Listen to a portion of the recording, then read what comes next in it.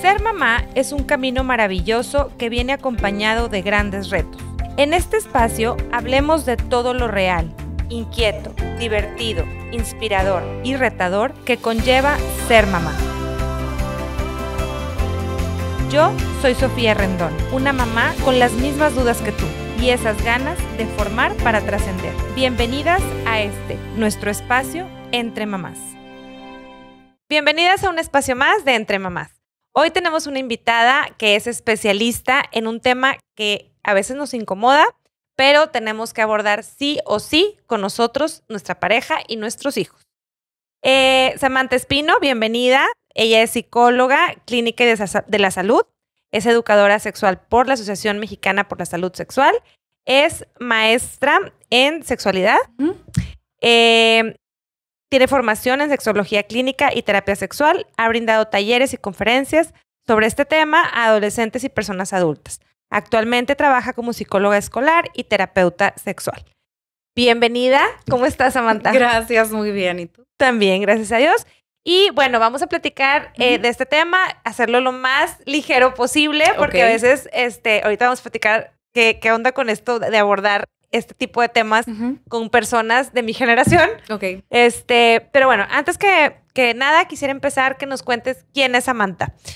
¿Quién fue Samantha cuando era adolescente?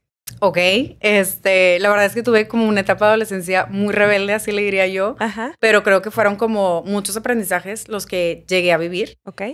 Sí, como que si ahorita me puedo pensar en retrospectiva, diría que la Sam de ahorita y la Sam de cuando tenía 16 años se desconocen totalmente. Ajá. No sé si serían amigas, pero sí sería como, wow, o sea, creo que no me reconocería a mí misma, ¿no?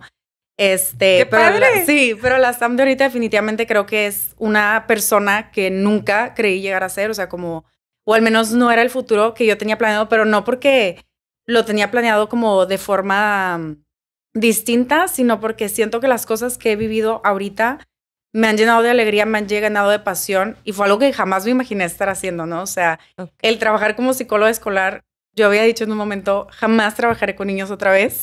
Y heme aquí, es un trabajo que me apasiona y que amo y me encanta el trabajar con infancias y adolescentes. ¡Qué padre! Ahora, hablando de este tema, ¿por qué enfocarte en la parte de la sexualidad? Ok. La verdad es que creo que el tema de la sexualidad, digo, en la carrera de psicología clínica lo vemos como muy poco en una materia que tuvimos. Y ahí me empezó a llamar un poquito la atención, pero fue a raíz de pandemia que empecé así como pláticas que tenía con mis amigas o con conocidos, amigos también, en las reuniones pues así casuales o en la plática que sale en una comida. Y eran como muchos cuestionamientos que había o como falsas creencias que yo decía, a ver, como que me gustaría entender un poquito más de este tema, porque en mi casa jamás se habló de sexualidad. O sea, en mi casa lo que llamamos vulva era el tesoro, ¿no? Sí. Y mi mamá fue como, tú tienes un tesoro y alguien va a llegar con una cuidarlo. llave. Exacto. Entonces para mí era de que, a ver, no, esto no puede ser posible de esta forma. Me empecé a meter como por mi cuenta un poquito más en estos temas. La verdad es que inicialmente a mí lo que me interesaba era ser abogada. Yo no iba a ser psicóloga. Okay. Pero a mí me interesaba la parte penal y me empecé a meter mucho como en, digo, dando un paréntesis, ¿no? En cómo es el contexto dentro de los cerezos, por ejemplo. Y ahí empecé a ver como la parte de la violencia sexual y de ahí fue que me empezó a llamar mucho la atención la sexualidad. Entonces, poco a poco fui como investigando, fui explorando por mi cuenta. Entré a un diplomado en sexualidad en la AMSAC, que es la Asociación Mexicana para la Salud Sexual, y me enamoré. Totalmente me enamoré, me gradué en el 2022 de ese diplomado y estaba ya con ansias esperando graduarme para poder entrar a la maestría. Ok. Ahora, ahorita hablabas de cómo era en tu casa. Yo creo que en la mayoría de las casas, sobre todo aquí en México, es un tema cultural que como que no estamos preparados para tener este tipo de formación o educación en casa. De repente te toca que, ay, no, eso lo ven en la escuela. Y tú, pero en tu casa, o sea, necesitas hablar con tus hijos de estos temas. ¿Cómo era antes? O sea, acabas de dar un ejemplo muy práctico de que, oye, los nombres no eran los que son, ¿verdad? ¿Qué más te ha tocado ver que es algo que nosotros como adultos no sabemos educar en sexualidad?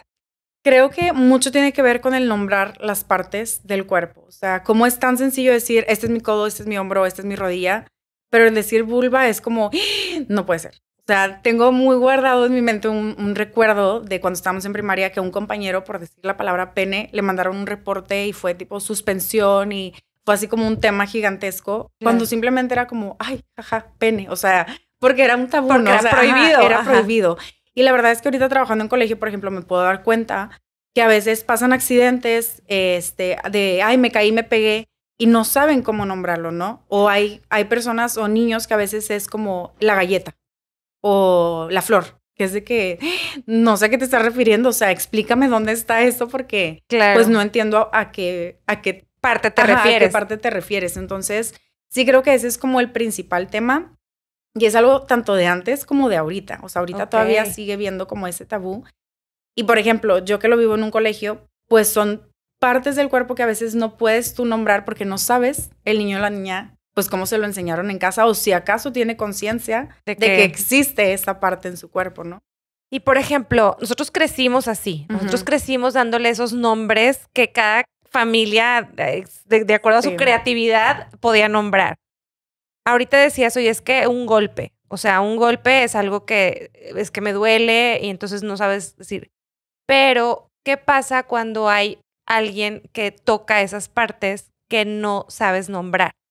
O sea, ¿cómo cambia ese contexto de decir, híjole, o sea, ¿cómo llegas hasta allá, sabes? O sea, y no poder decir el nombre o qué fue lo que sucedió objetivamente.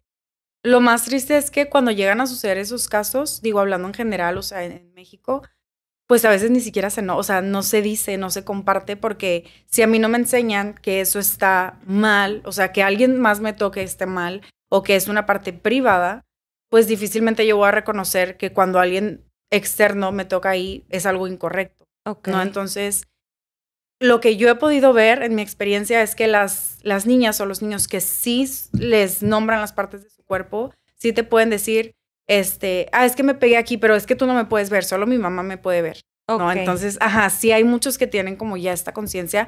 Niños, estoy hablando desde los 3, 4 años que te dicen, no, solo mi mamá o no solo mi papá, pero hay quienes pues no lo ven como algo malo porque no les han enseñado que eso es algo que nadie debería hacer, ¿no? Claro. Incluso me pasó a mí hasta el pediatra, cuando tú estás en consulta y que los van a revisar, el pediatra voltea con el niño y le dice, te voy a revisar porque aquí está tu mamá. O sea, como pidiéndole permiso al niño de poder ver en privado estas partes que son íntimas, ¿no? Entonces, creo que es importantísimo que ellos empiecen a percibir ese respeto hacia su cuerpo y hacia estas partes que son íntimas, desde nosotros como papás explicándoles esa situación hasta el resto de las personas que llegan a tener un contacto en donde pudiera ser íntimo, ¿verdad? O sea, de manera saludable, ¿verdad? ¿Cómo has visto tú este tema del cambio en estadísticas que empieza a haber hoy en día? Claro, antes yo creo que ni siquiera se llevaba un recuento del tipo de abusos que existían, pero ¿qué estamos viviendo hoy en día?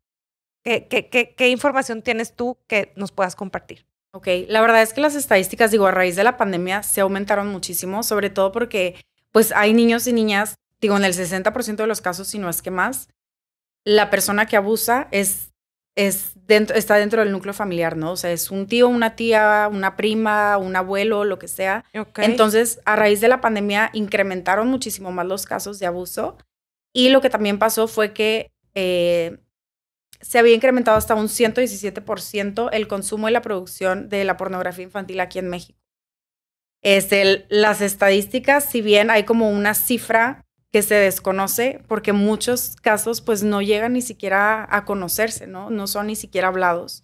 Pero lo que sí te puedo decir es que, por ejemplo, solo el 1% de los casos llegan a una sentencia o la persona llega a recibir como esta consecuencia, exacto. Porque, por ejemplo, de cada 1000 casos que suceden, pues solo 100 son los que como que se salen a la luz y de esos 100, solo 10 llegan como a un juez y de ahí pues solo algunos son los que reciben la sentencia o alguna consecuencia, ¿no?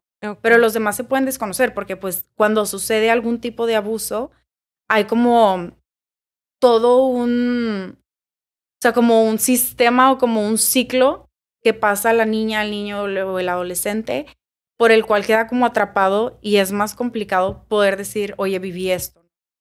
En estos casos es donde hablamos de una revictimización, en donde la persona vuelve a ser como juzgada de que algo a lo mejor hizo mal y que por eso está pasando por esta situación, ¿no? Sí, también. Y tiene mucho peso el cómo reaccionan las personas a las que se lo cuentas, ¿no? Como ay, pues no te creo, yo creo que pensaste mal. Okay. O no, ¿a poco tú crees que tu abuelito haría algo así? No sé, entonces ya si yo trato de compartir y luego tú me dices o invalidas mi experiencia, yo te estoy diciendo, pues va a ser más complicado que después yo comparta esto que viví, ¿no? Claro. ¿Cómo inicia, Sam, un abuso? O sea, ¿cuál es el camino que más o menos conoces tú a través de las terapias que te ha tocado dar y los casos que has visto? ¿Cómo inicia un abuso? ¿Cuáles son los factores que te van llevando o encaminando a que sucedan este tipo de cosas? Usualmente, como te mencionaba, como se da dentro del núcleo familiar con mayor frecuencia, empieza como a haber esta confianza, a como crear este vínculo, esta persona que puede abusar, como acercarse un poquito más para que primero sea como ese gancho de, bueno, a lo mejor te doy regalos, a lo mejor te trato muy bien, te llevo a pasear, te llevo al cine, me acerco contigo, paso más tiempo de calidad contigo.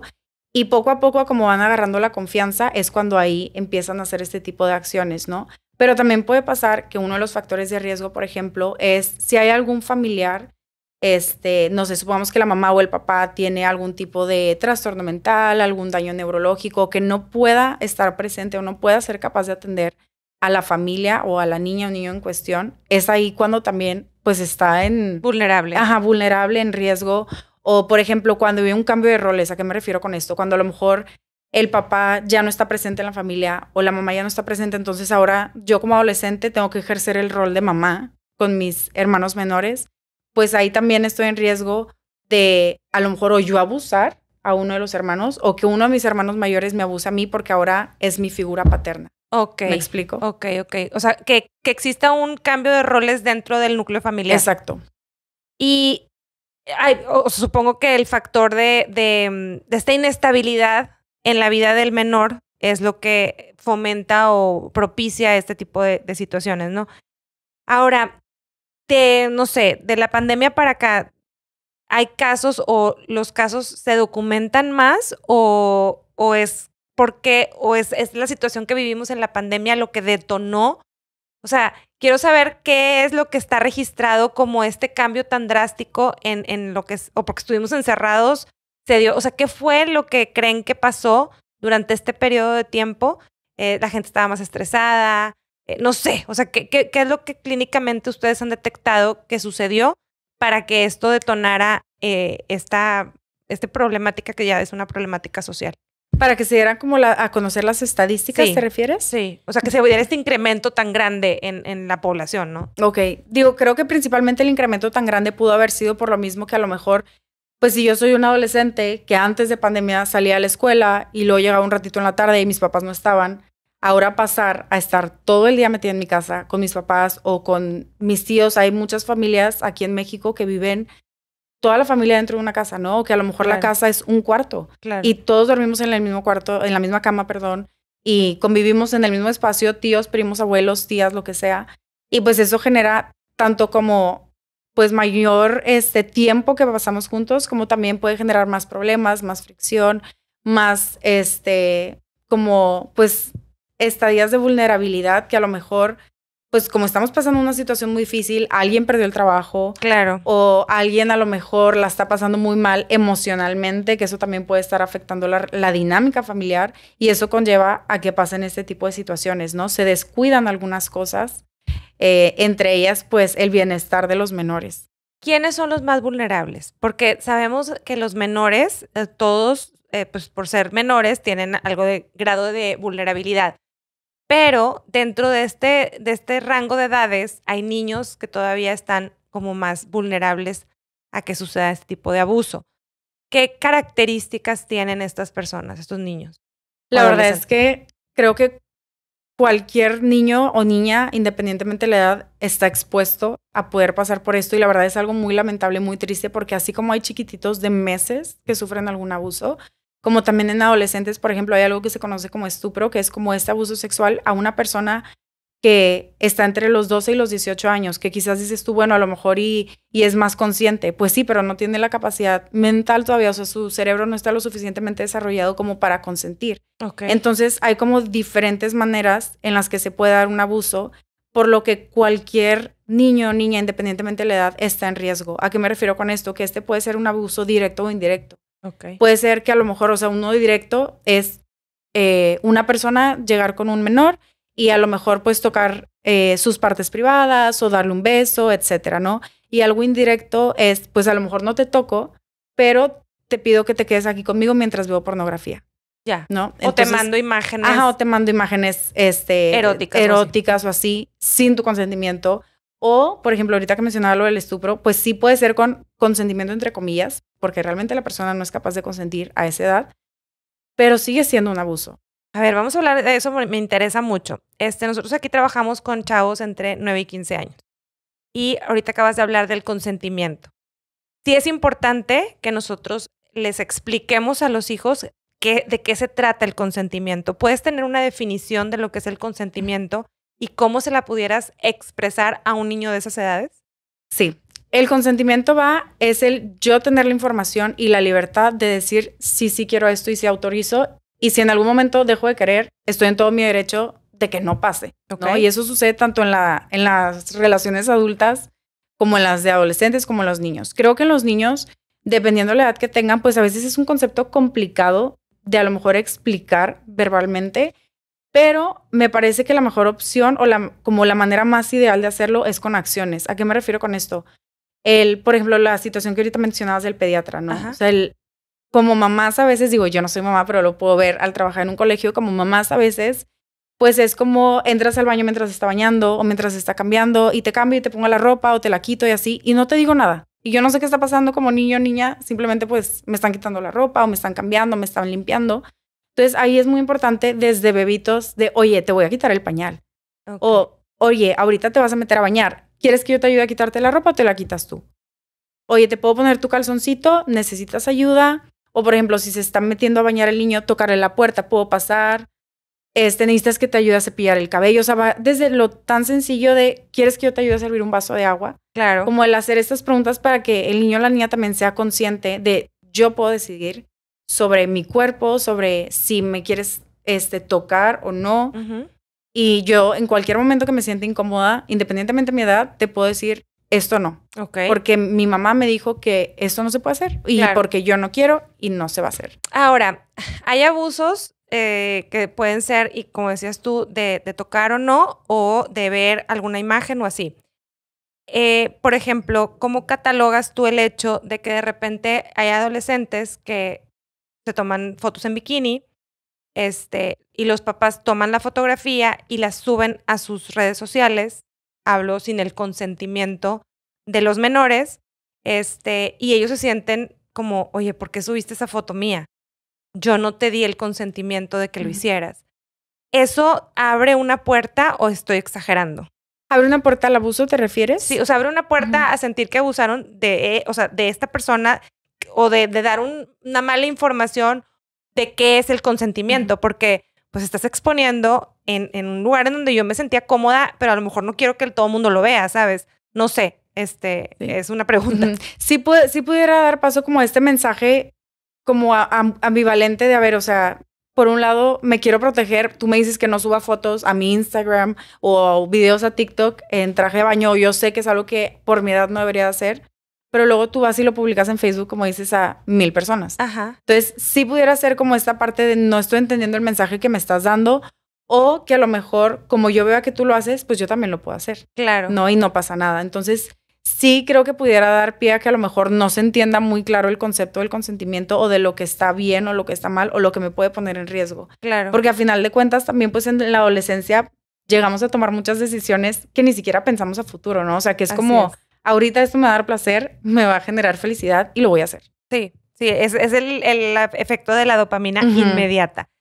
Te hablábamos de los vulnerables, pero yo quiero entender un poquito qué rol juega en los adolescentes el tema de autoestima y de la validación cuando se trata de un abuso. Ok, bastante. La verdad es que, por ejemplo, primero por el tema de la validación, es como mencionaba al inicio, o sea, si yo como adulto le doy un mensaje de no te estoy validando, no te estoy creyendo o no me importa lo que me estás diciendo, inmediatamente el niño va a ser de que pues ya no te voy a contar, porque Claro. no es un lugar seguro para decirte las cosas o porque ya me di cuenta que no me estás apoyando o no estás de mi lado, ¿no? En cuanto a la autoestima, pues también influye muchísimo porque justo el tener una baja autoestima automáticamente te pone en una posición vulnerable.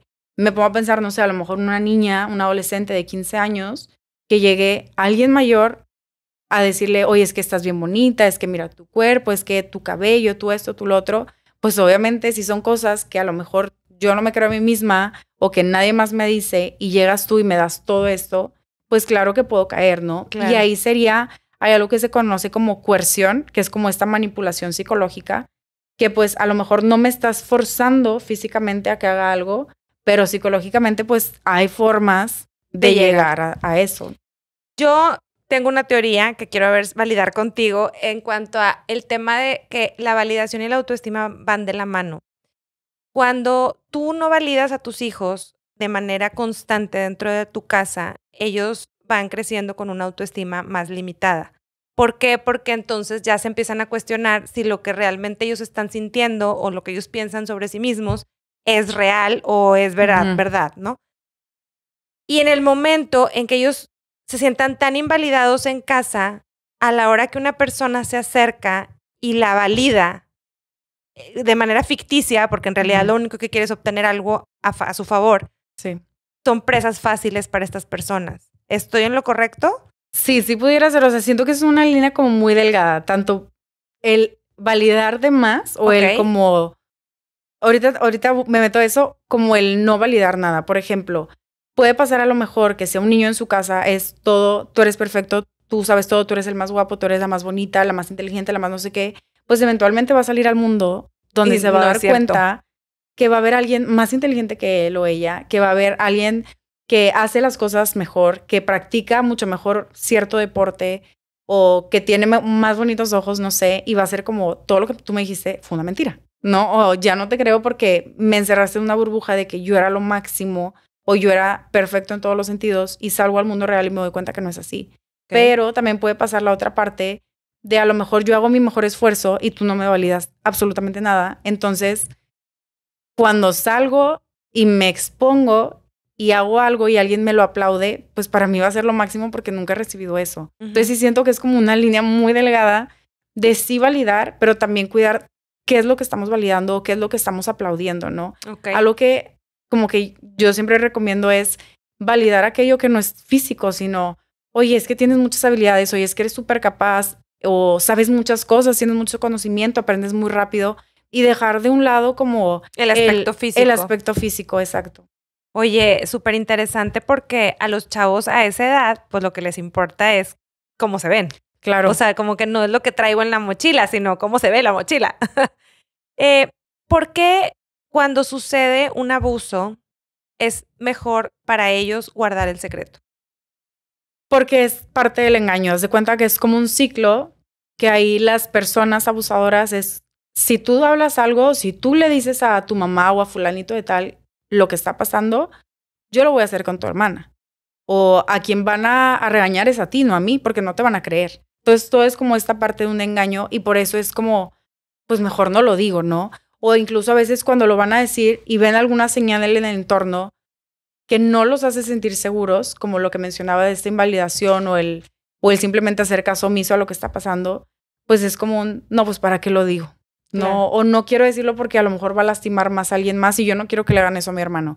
Entonces, sí es como todo parte de un ciclo que incluso a veces hasta con regalos, ¿no? O sea, si tú mantienes este secreto, te voy a dar un regalo o te voy a dar unos tenis o te voy a dar a comprar X cosa. Entonces sí es más parte como de una manipulación psicológica, más porque conscientemente la persona decida no quiero compartir esto, ¿no? Okay. Que sí puede pasar, digo, también puede pasar que ya de adulta la persona diga es que, ajá, o tanto lo diga o lo reconozca, porque puede pasar que a lo mejor pasen años y como nunca fue consciente de que eso era algo incorrecto hasta ya que creció, pues sí pueden pasar años y decir, ¿sabes qué? Lo que yo viví fue un abuso. Justo te iba a preguntar eso. hay abusos que son muy prolongados, y ¿cuánto es el tiempo que tienen ustedes más o menos medido que un joven se da cuenta de que está siendo abusado? O sea, oye, ya me di cuenta, ¿a quién le digo? Levanto la mano, alzo mi voz. O sea, ¿cuánto tiempo pasa? Supongo que estadísticamente lo han de tener probado, no sé, en que yo digo, oye, ¿sabes qué? Es que sí está pasando algo. Depende mucho del entorno y del contexto en donde esté ubicada la persona, porque, por ejemplo, si comparamos a alguien que a lo mejor no va a la escuela, a alguien a quien está en un colegio privado, que a lo mejor sí recibe las pláticas de educación sexual, pues quizás yo pudiera darme cuenta, no sé, las pláticas de educación sexual en algunos colegios empiezan a partir del 4º grado. Entonces, a lo mejor a los 10 años yo pudiera darme cuenta de algo que viví hace tiempo. Pero alguien que no recibe esa información y que no tiene acceso a ese conocimiento, pues puede pasar incluso una vida y no darse cuenta. Sin saber. Entonces, sí es como muy triste, muy difícil. Incluso a veces, yo estuve rotando en un hospital público y a veces cuando hacíamos alguna pregunta de ¿has sufrido algún tipo de violencia o has pasado por alguna situación de abuso? No, todo bien, todo normal. O actualmente estás viviendo algún tipo de situación complicada y era, no, pues todo está normal. Porque si eso yo lo veo como algo que está bien o que es lo normal en mi entorno, en mi familia, exacto, pues difícilmente me voy a dar cuenta que es algo que me está lastimando. Entonces, a veces puede pasar que incluso en terapia, tú como terapeuta o como experto en salud mental, pues si llega un momento, obviamente depende ya del proceso de cada paciente, que llega un momento que tengas que acompañar a esa persona a reconocer que lo que vivió fue un abuso, claro, ¿no? Y a trabajar en eso. Qué fuerte, porque híjole, es horrible como, dices tú, ya llegar a grande y empezarte a dar cuenta de que pues todo lo que estuviste viviendo pues no era lo correcto, ¿verdad? No era lo bueno o lo mejor para ti. ¿Cómo puedes ir abriendo comunicación con tus hijos para que estos temas sean temas mucho más amigables dentro de tu casa? Creo que es muy importante como identificar primero las necesidades de mi hijo o mi hija y también qué nivel de conocimiento tienen, ¿no? O sea, así como hay niños de 4 años que son súper inteligentes, súper despiertos, como hay otros que van un poquito más despacio, que poco a poco tienes que irles dando la información. Hay veces que incluso los mismos niños llegan y te hacen preguntas de, oye, mamá, ¿qué es el sexo? Entonces, a lo mejor tú te paniqueas de que, ¿de dónde sacó esto? ¿Y a qué video vio? ¿Qué le dijeron? Y resulta que a lo mejor fue algo que escuchó que ni siquiera tenía relación con la sexualidad, claro, ¿no? De que era femenino o masculino. Exacto. Sí. Entonces, es primero como ver qué dudas tiene, qué sabe, qué lo está rodeando, o sea, como qué temas están viendo. Yo creo que ahorita algo como muy preocupante es el acceso a las redes sociales que hay, tanto YouTube, TikTok, etcétera, que los niños sí tienen acceso a eso y que no está filtrado, la verdad. Y otra cuestión muy importante es como, bueno, yo como mamá o papá, identificar qué información es la adecuada para que mi hijo sepa ahorita. Okay. A lo mejor ahorita no es momento de decirle, oye, 2 personas se juntan y tienen relaciones sexuales y después, no, a lo mejor simplemente es, oye, a lo mejor cuando quieres mucho a una persona y es tu pareja, que eso es algo que ya vivas tú de adulto, pues se pueden dar un beso, ¿no? O sea, como pasito a pasito. Ok. Y también como te mencionaba con las acciones diarias, porque si yo te hablo de consentimiento, pero luego todos los días entro al baño, expreso lo contrario, pues va a ser así como no me está quedando muy claro lo que me quieres dar a entender. Ok, o sea, es empezar en casa con cuestiones tanto de actitudes como de comunicación verbal en este tema del consentimiento y de hablar por su nombre, las partes del cuerpo, o sea, como tener este tema tan claro como cuando me duele la panza. Exacto, o sea, esto se llama vulva, esto se llama pene, estas son tus pompis, estos son tus pechos, o sea, como que sin nombrar tal cual son las cosas y sin vergüenza, porque luego muchas veces es, bueno, pero no digas la palabra en voz alta o no le digas a los demás cómo se llama tu parte, ¿no? Cuando es algo totalmente natural. Ahora, ¿a qué edad es importante que los jóvenes o las niñas, por ejemplo, vayan a un ginecólogo? Empiecen a conocer su cuerpo que está cambiando, que va a tener diferentes etapas reproductivas y que tiene que empezar a explorarlo un especialista. A veces se recomienda, por ejemplo, antes de la primera menstruación o más o menos cuando ya va a empezar esa etapa o después. Hay quienes incluso ya tienen 20, 30 años y nunca han ido con un ginecólogo porque también creo que hay como mucho ese tabú de solo voy cuando hay un problema.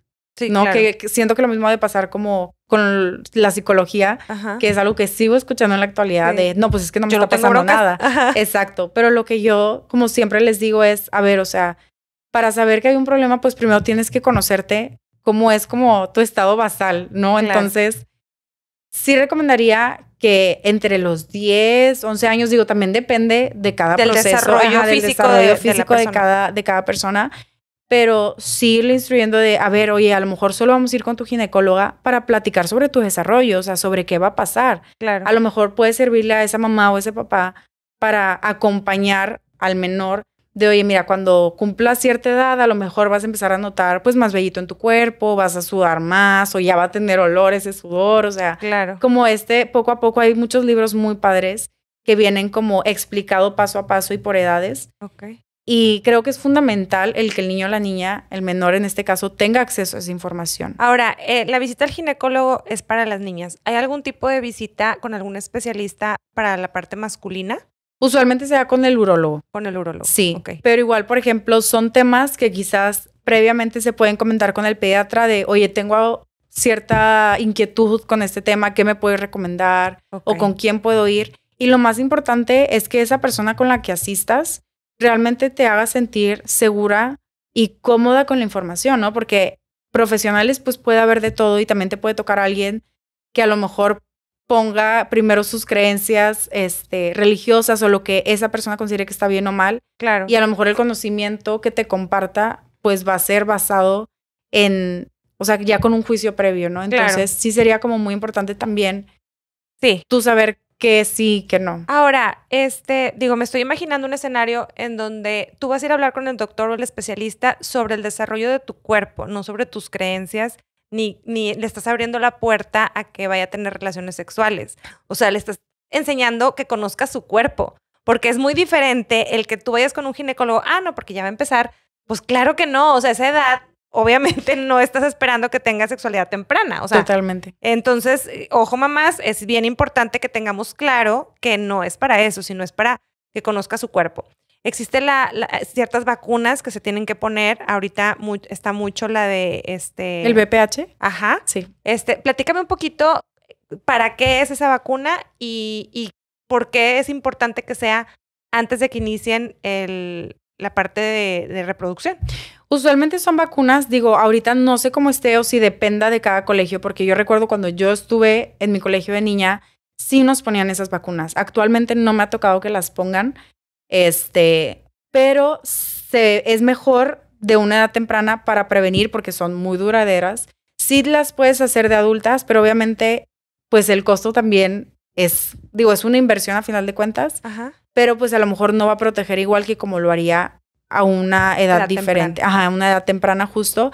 Y por ejemplo, la vacuna del VPH, que es el virus de papiloma humano, pues hay muchísimos tipos que se pueden dar de muchísimas formas, no solo teniendo relaciones sexuales penetrativas. Ajá. Entonces es muy importante porque, por ejemplo, uno de los riesgos más grandes es el cáncer cervicuterino, que 12 mujeres fallecen al día debido a ese cáncer que inicia a través de lo que es el VPH, o sea, digo, ya diferentes tipos y todo, pero sí son muy importantes esas vacunas y sobre todo, por eso menciono como esta parte de reconocer e identificar cómo son mis partes privadas, o sea, cómo debería verse una vulva y cómo cuando me sale a lo mejor como un granito, que noto un tipo de enrojecimiento o algo, pues saber que es una señal de alarma, ¿no? Claro. Y que debo revisar eso. Claro. Entonces creo que también, por ejemplo, el acompañamiento con una ginecóloga o ginecólogo que tenga ese conocimiento, pues va a ser muy valioso para que ese menor pueda desarrollarse con todo lo necesario, toda la información necesaria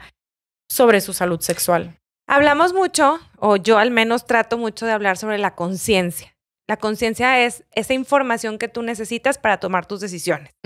Entonces, creo que esto lo que estás diciendo es justo el tema de estar informado y que tus hijos estén informados sobre su cuerpo, sobre su sexualidad y cómo tomar las mejores decisiones para su vida, ¿no? O sea, para su desarrollo físico y mental y emocional.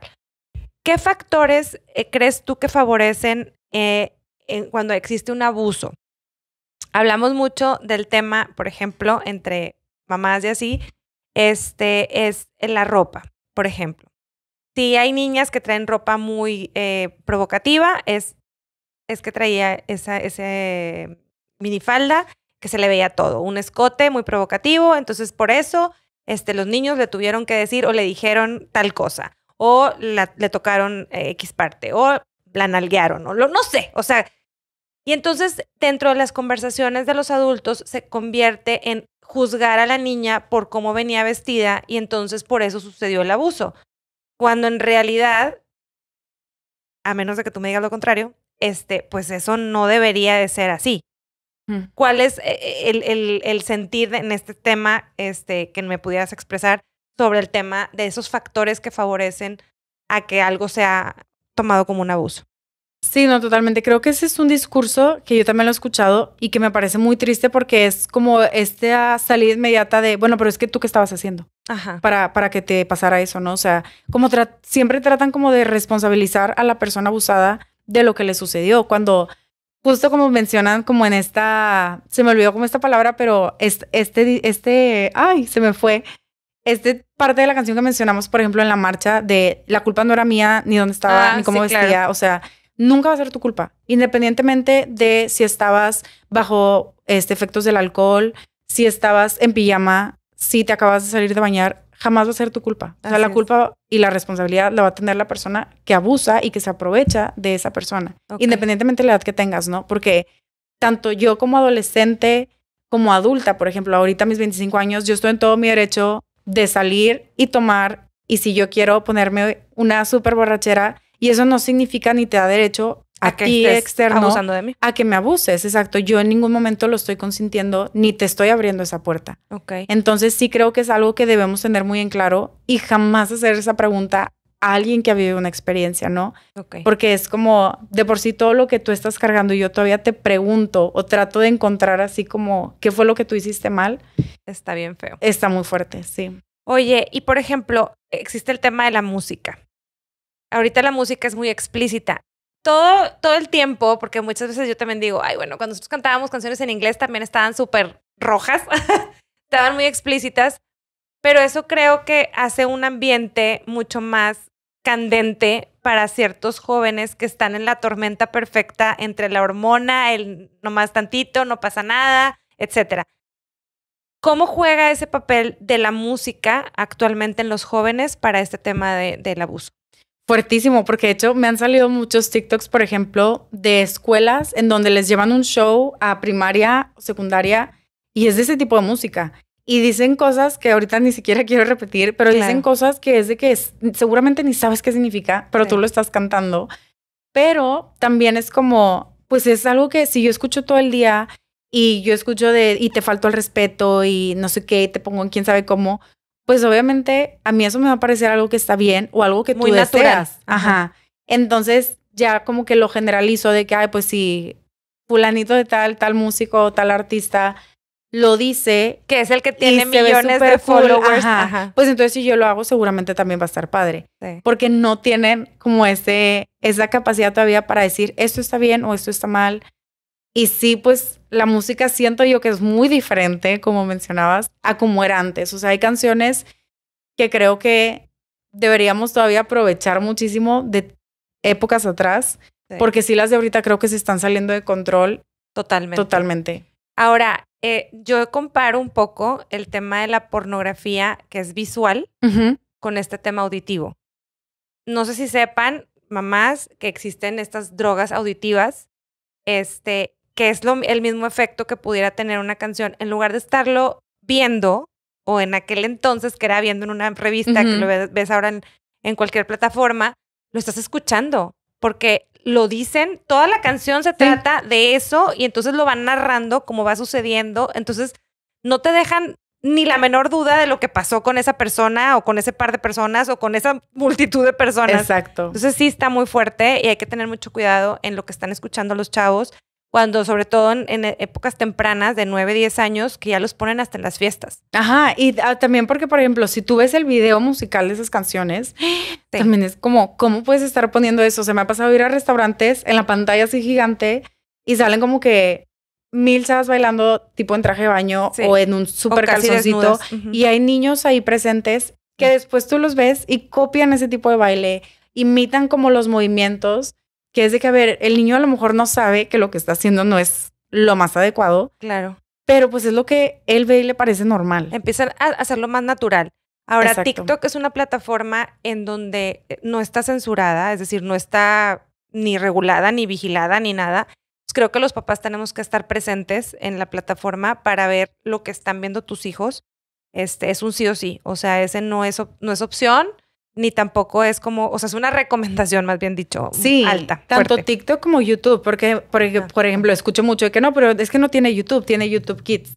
Bueno, pero es lo mismo, o sea, a final de cuentas no son plataformas que están filtradas, Así es. porque, por ejemplo, hay videos que te dicen, el baile de la Cenicienta, y sale la foto de la Cenicienta, ¿no? Pero únicamente, empieza el video, sale la foto de la Cenicienta, y sale otra y cosa. luego, de repente, de que la Cenicienta y Spider-Man teniendo relaciones sexuales. O sea, Sí. cosas que obviamente cuando tú lo ves, pues a lo mejor lo ves un ratito, pues está todo bien. Sí. Y en una que te descuidas, ya es otra cosa totalmente. Y también los anuncios que salen, y no solo en el tema de sexualidad, sino que también hay mucho como matanza y sangre y juegos violentos y todo. Sí.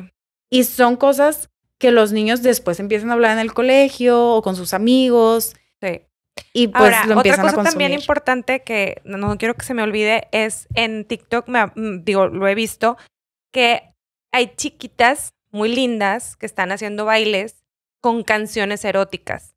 Entonces, ya es una cosa que te quedas tú, que ¿por qué está así? O sea, ¿por qué están haciendo eso? O sea, papás, mamás, ojo, o sea, esas cosas necesitan estarlas viendo porque esa plataforma se hace viral y ya valió. Sí, más porque también, por ejemplo, lo del grooming. O sea, Ajá. tú nunca sabes ¿Quién quién lo va a ver? está detrás de la pantalla. A lo mejor yo pienso que me estoy escribiendo con otro niño de mi edad de 12 años, cuando realmente es un señor de 56 años, Así ¿no? es. Y nunca lo podré saber a lo mejor porque en su foto pues sale un niño o sale un personaje que a mí también me gusta Claro. y me habla con lo que yo quiero escuchar también. Entonces, sí es muy complicado y más porque a pesar de que TikTok, por ejemplo, TikTok en un momento a mí me censuró mi cuenta de sexualidad, aunque fuera de pura educación, pero sí veo que siguen saliendo cosas de gente a lo mejor con poca ropa Sí. o bailes eróticos que digo yo, a ver, me estás censurando mi información, pero promueves otro tipo de contenido que debería no estar permitido en la plataforma. Ok. Oye, a ver, yo tengo aquí una duda importante y a lo mejor nos vamos a extender un poquito en esta respuesta. Hay algo que puede... una cosa es la información que acercas a tus hijos sobre el tema de sexualidad y otra cosa es esta puerta que tú abres a que ellos exploren una sexualidad temprana. Ok. Entonces, yo quiero marcar muy bien la diferencia porque una cosa es que yo hable con ellos sobre su cuerpo, su desarrollo, lo que es natural que vaya sucediendo con ellos, a que yo les empiece a enseñar sobre métodos preventivos a la hora de tener sexo seguro a temprana edad. ¿A qué me refiero con esto? O sea, yo puedo hablar del consentimiento, puedo hablar del desarrollo de su cuerpo, puedo hablar de todas esas cosas.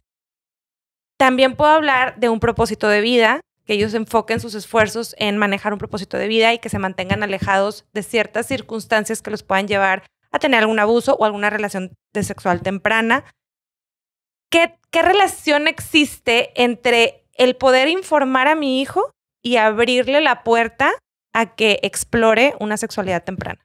Creo que depende mucho de la postura de los padres. Por Ok. ejemplo, a partir ya como de séptimo, octavo de secundaria, es cuando ya se empieza a hablar en las pláticas de sexualidad de qué es un preservativo, qué puede pasar cuando tenemos una relación sexual penetrativa, pues puede haber un riesgo de embarazo, un riesgo de una ITS, etcétera, que ITS, para dar como más apoyo, es una infección de transmisión sexual. Uh-huh.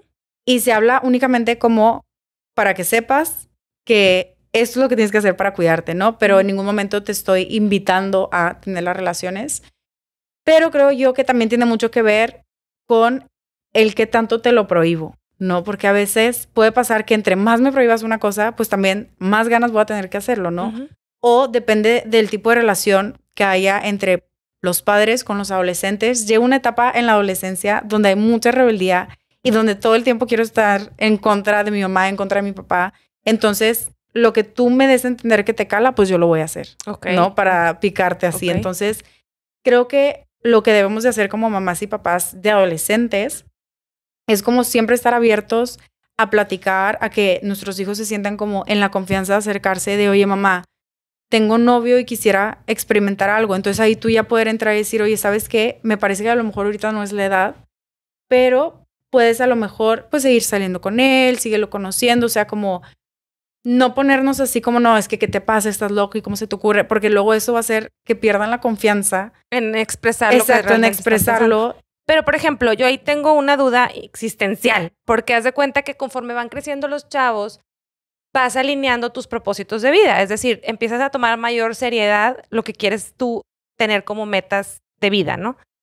Si tú tienes un embarazo temprano, si tú tienes una enfermedad de transmisión sexual, empiezas a mermar ese propósito de vida.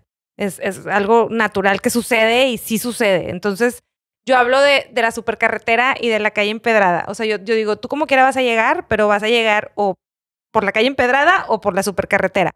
Entonces, a los chavos, como que el decirles, llegan chavos y te expresan de que, oye, es que quiero aprender a usar un preservativo. ¿Por qué? Porque quiero tener relaciones con mi novia o con mi novio.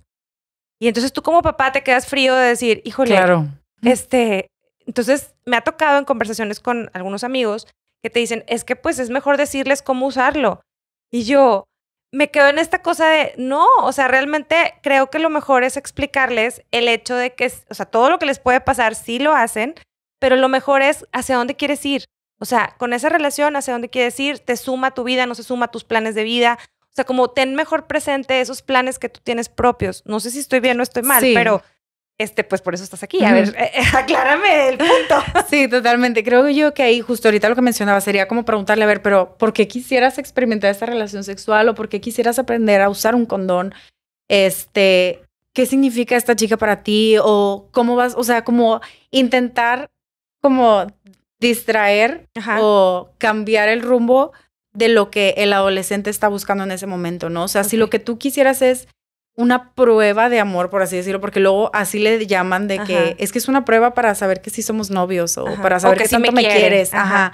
Entonces es como tratar de orientarlos a ver por qué quieres hacer esto, de qué te va a servir. Si lo haces, estos pueden ser los riesgos. O sea, también toma en cuenta que a lo mejor un bebé ahorita a tus 15 años, pues va a ser que a lo mejor ahorita no puedas terminar de estudiar la preparatoria, que quizás el entrar a una carrera sea más difícil porque tienes que cuidar un bebé. Claro. Que digo, conozco muchos casos en donde ya han logrado muchas cosas y son mamás adolescentes, son mamás jóvenes. Que es la carretera empedrada, ¿verdad? Y no lo estoy romantizando ni lo estoy promoviendo para nada. Claro que cada quien va a su ritmo, pero sí es muy importante que conozcan los riesgos de lo que puede pasar si inician una vida sexual a temprana edad, ¿no? Ahora, alguna reflexión que yo creo que es importante es como decirles, bueno, ok, tú tomas esa decisión, pero esa decisión ¿la puedes sostener con sus consecuencias o me necesitas a mí? Exacto. Porque si me necesitas a mí, yo te diría que yo no puedo hacerme cargo de tu consecuencia.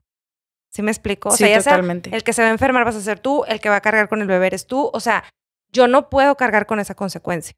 Entonces, si tú estás dispuesto a cargar con esa consecuencia, porque ese es tu límite como papá. O sea, no puedes como, digo, no sé si estoy bien o no, pero en realidad creo que es una manera muy lógica de abordar esos temas y de no dejarlo nada más en que es mejor enseñarle cómo usarlo. O sea, siento que esa parte es como muy limitativa. Es de parte de nosotros como formación de un ser humano que está en su pleno etapa de desarrollo hacia sus propósitos, ¿no? Entonces, bueno, nomás quería validar contigo si andaba así o estaba bien o andaba ya yo loqueando. Sí, no, y también, por ejemplo, o sea, creo que lo más importante, porque me ha tocado verlo, es no aplaudir cosas para los que ahorita no están en edad. ¿A qué me refiero con esto? O sea, a los 12, 13 años, pues no es la edad adecuada quizás para tener una relación de pareja. O sea, sigue conociendo más amigos, sigue conociendo otras amiguitas, sal, diviértete, ve al cine, ve a reuniones. Pero si yo como mamá o papá aplaudo esa relación y subo tus fotos con tu noviecito a Facebook o yo los llevo, yo los dejo en la casa solos o así, pues ahí también yo estoy promoviendo y te estoy como abriendo esa posibilidad a que hagas las cosas. Claro. Entonces creo que ahí sí es como mantenerte muy firme de ahorita no es edad. Claro. O sea, ahorita puedes hacer muchas cosas, puedes conocer a la otra persona de muchas maneras distintas fuera de lo sexual. Ya cuando crezcas, ya cuando vayas teniendo mayor edad y mayor conciencia de los riesgos y los beneficios también, porque claro que el tener relaciones sexuales no es solo para reproducirse, ya tú decidirás, ¿no? Claro. como te digo, cuando tengas tú la capacidad de salir con tus propias consecuencias, Exacto. tú solito o tú solita. Oye, ¿y qué juego o qué rol tiene el alcohol o otras sustancias en los temas de abuso a edades de adolescencia? ¿Te refieres en cuanto a si empiezo yo como adolescente a tomar alcohol, qué tanto riesgo tengo de ser abusada? Sí. Ok, creo que sí pudiera llegar a ser muy alto, sobre todo cuando se trate de un entorno en el que todos estamos bajo efectos del alcohol o donde solo yo esté y los demás no, porque se presta mucho mi amigo me cuida. Pues sí, pero ¿y quién se da cuenta de que ese cuidado fue el adecuado? ¿Por qué te cuidaría solo ese amigo o todos los amigos y tú sola? Como que, y vuelvo a lo mismo, no es culpar a la persona, sino es ser consciente de qué tantos riesgos hay, porque vuelvo a lo mismo, como adolescentes se nos hace fácil todo tomar, fumar o lo que sea, pero no medimos los riesgos y las consecuencias que puede haber. Entonces sí creo que ese sí es un factor pues en el que se puede abrir mucho la posibilidad a que haya algún riesgo de abuso. Y aquí lo más importante sería el saber elegir bien con qué personas te estás juntando, quiénes son tus verdaderas amigas, tus verdaderos amigos, y nunca dejar a nadie solo o sola. Claro. Independientemente sea alguien que solo viste una vez en tu clase o que es un compañero de la prepa pero no es tu mejor amigo. Oye, si ves que está pasando por algo, ayúdale, o sea, también haz algo y no seas como un testigo más o quedarte callado en ese momento. Hay un documental que a mí me gustaría hacer referencia y que me encantaría que lo vieran. No sé si ya lo conozcas, es el documental de Audrey and Daisy. Que no me ha tocado verlo. No sé si está en Netflix, pero búsquenlo. Está muy interesante y son dos adolescentes que padecen de este tipo de problema o situación. Y ya para terminar, quisiera primero agradecerte este tiempo que me estás dedicando. Sé que es un tema que, bueno, tengo 1000 dudas y 1000 cosas. Sí. Nunca tiene fin, pero antes que nada quisiera ver tus redes sociales, si las tienes, donde podamos ver más contenido y más información al respecto. Sí, claro que sí. Muchas gracias por la invitación también. Mi Instagram es sexedspace, que es como un espacio de educación sexual. Ajá. Y tengo otra cuenta que es como más de psicología infantil, que se llama Psychodiversity. Ok. Que es psycho como el de psicología y ya pues de diversidad, ¿no? Ok. Y pueden encontrar información relacionada ahí. Si tú tuvieras la oportunidad hoy, Sam, de hablar con esa Sam adolescente, ¿qué le dirías? Yo le diría que experimente todo tal cual lo hizo. Creo que a pesar de que hubo experiencias que a lo mejor no fueron como las más placenteras o gratificantes, me dejaron un aprendizaje. Entonces, aprender de eso y también saber escuchar a las personas que me quieren, porque creo que eso también fue como clave, el decir, no, yo estoy aquí sola y momento más egoísta, pero sí sería como el ser consciente de mis consecuencias y saber escuchar a los que tienen la información suficiente para guiarme en el camino, ¿no? Ok. Muchas gracias, Sam, por este espacio. Gracias. Esperamos tenerte próximamente para más dudas que seguramente van a surgir. Te agradezco el tiempo, te agradezco el conocimiento y a ustedes nos vemos la próxima. Claro que sí, muchas gracias.